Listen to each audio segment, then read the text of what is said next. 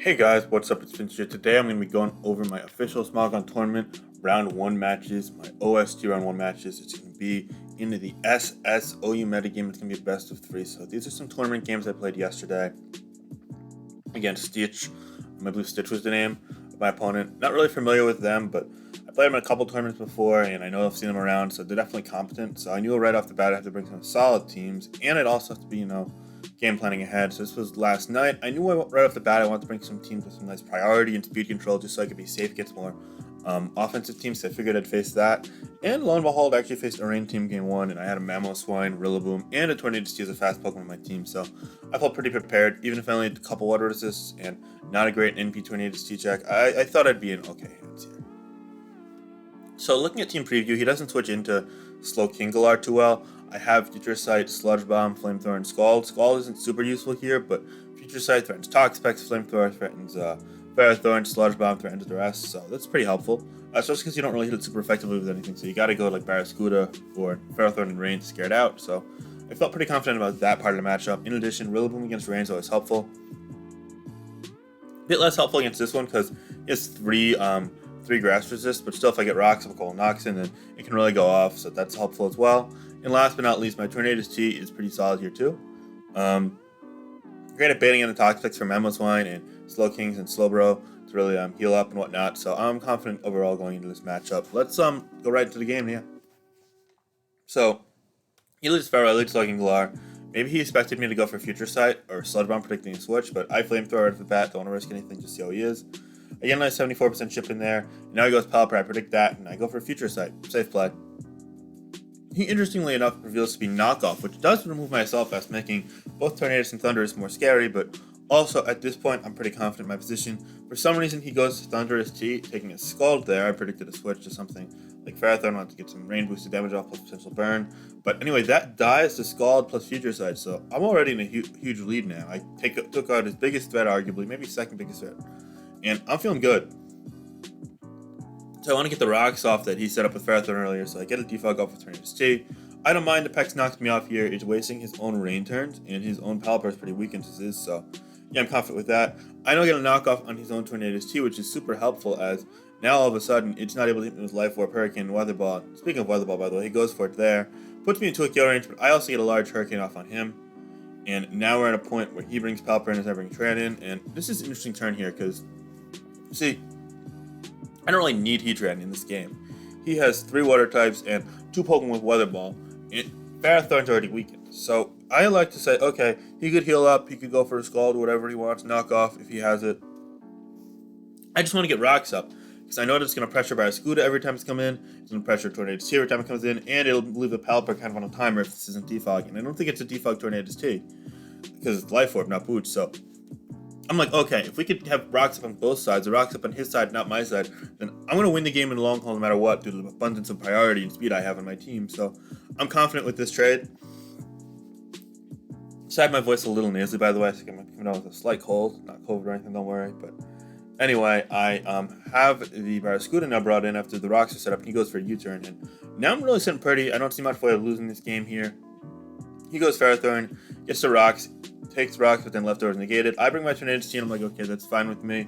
I just want to get a Hurricane off or two. I get a Hurricane off here, it does nice 27, and he goes Leech Seed. Okay, I barely miss out on a 2-kill with Hurricane here, but that's fine. I just want to keep damaging it. I don't think Gyro Ball can kill me here, so yep. And he just goes Swords Dance, which I kind of thought that was weird, but thankfully his raid makes it so that I'm always going to hit, and I'm feeling pretty confident in this game now.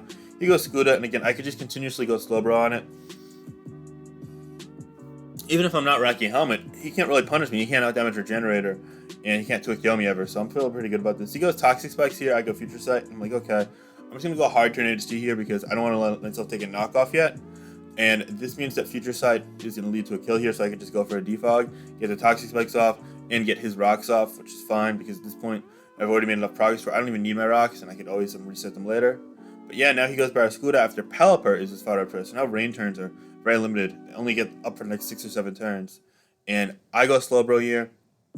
I just teleport off the liquidation damage, bring Mamoswine in. I get a shard kill against this Tornadus T.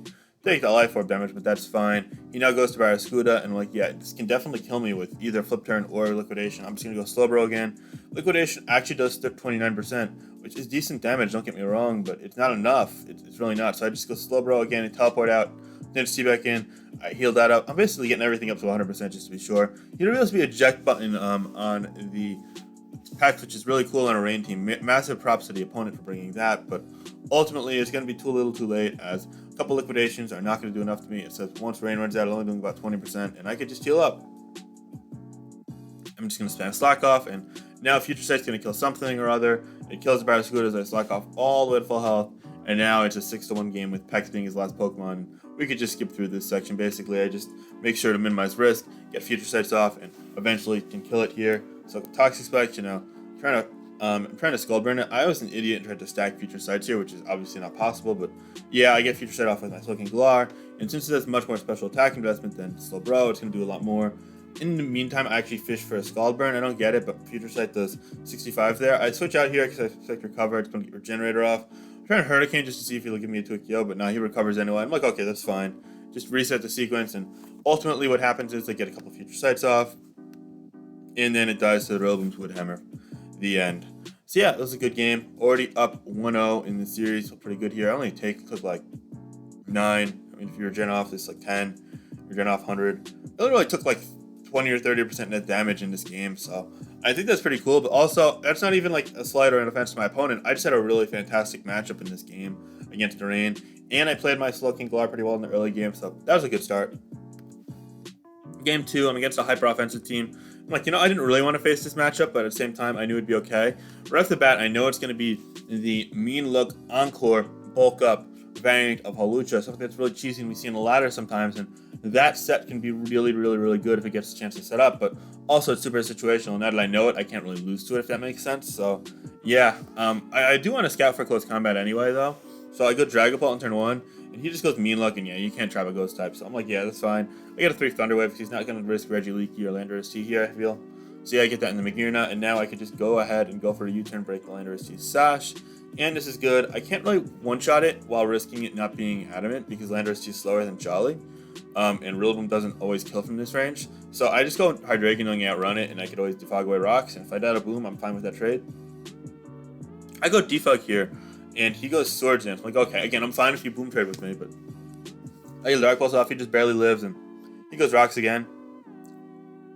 I actually go for the Dark Pulse to try and kill it, and he goes to Azumarill. At this point, I'm actually fine just getting a defog off and trading, because I could likely make it so Landorus T can't get Rocks up, or at least can't get a Boom off at this point, so yeah, I'm fine trading the Hydreigon for this Azumarill, because Azumarill kind of forced me to lock into Grassy Glide, and that enabled Dragonite, but lo and behold, he misses the play rough. While he does get a crit with Aqua Jet, this is super lucky for me, as instead of him getting a kill and forcing a certain line of play, he got nothing. He basically got 2/3 of my Hydreigon, which I just roost off here. He goes Regieleki to start setting up screens, but that's fine. I get a nice Earth Power chip on him for 55%. It's pretty good considering it's an uninvested Hydreigon. Now he goes Dragonite, and I go Roost here, figuring he might Boom. And now I go right to Clefable, and my plan against this basically is I can get a trick off on it, and then I get 3 chances to burn with Lava Plume. As long as I get one of those 3 burns with Lava Plume, or alternatively speaking, somehow he misses a couple the Wing Beat at some point, I should be fine. So yeah, I trick it the Scarf, and I'm like, yeah, basically I have 3 chances to burn with Lava Plume, or if I get lucky with the Wing Beats, that's great too. I just fought off Hydreigon, at least just remember, but he actually misses, which means I get a free defog here, which is cool, because it needed like absolute max damage to have a chance of killing me. So yeah, that's all fine and well. Now that the screens are gone, he can obviously take me out in the following turn, but that doesn't really matter. I just need the burn. It comes down to me getting a burn 1 to 3 chances. And lo and behold, I do in fact get the burn. As you see, leftovers would have made it a 4 KO, so yeah, I get the burn there. I think I even had Protect on this, but don't quote me on that. I've changed this team a couple times. Now he goes Landorus T here, and I just go Magma Storm, because I'm like, you know what? I want to get damage off. I am the Plume plus Magma set, by the way. It's cool for chopping things like Pex and Clef and Blissey when they don't expect it. Yeah, so I'm not protecting this one. I'm dual fire on this one. Okay, yeah. But yeah, no, I get that kill on the Landorus T there, and now I feel like I'm sitting pretty once again. He goes Reggie Leaky. I'm fine just taking that out with the Earth Power, and now I'm in a position that's 5-3. I don't think I could really lose with there being Burn on this, Paralysis on this, and Holucha being a mono attacking set. I go Clefable on this anyway. I don't want to risk, him living Moonblast and like Encoring and like doing any crap like that. I figured I couldn't lose the 1v1, but I also don't want to risk it. So I just go Dragapult again, and Dragapult's Hex with all Infiltrator is going to pretty much clean up the game from there. So I'm able to win 2-0. I definitely got fortunate in this one, but at the same time, I don't know if my odds necessarily were poor to win the game, but rather they were made much more favorable due to the luck that I achieved. So yeah, that's going to be, I think, a 5-0 victory, but it should have been much, much closer. I get a Thunder Wave off on the Holucha here. I don't know if it could really touch me or do very much so long as its item is intact. I mean, I get a nice 82% Hex off there. He Encores me, and yeah, he reveals the set, and that's going to be that. So sorry for the BS here, Stitch, but I hope you enjoyed the series as well. Definitely was a fun time for me, and I was glad to advance to round 2 of the official Smogon Tournament. Be sure to let me know your thoughts about the series down below in the comments, and like and subscribe if you want to see more. Try and bring you guys more tournament coverage, but especially check them out on Tournament Tuesday, where I'll try and get a video for tournaments up every single week. And in addition to that, guys, hope you all have a great weekend, and stay safe. Alright, talk to you later. Peace.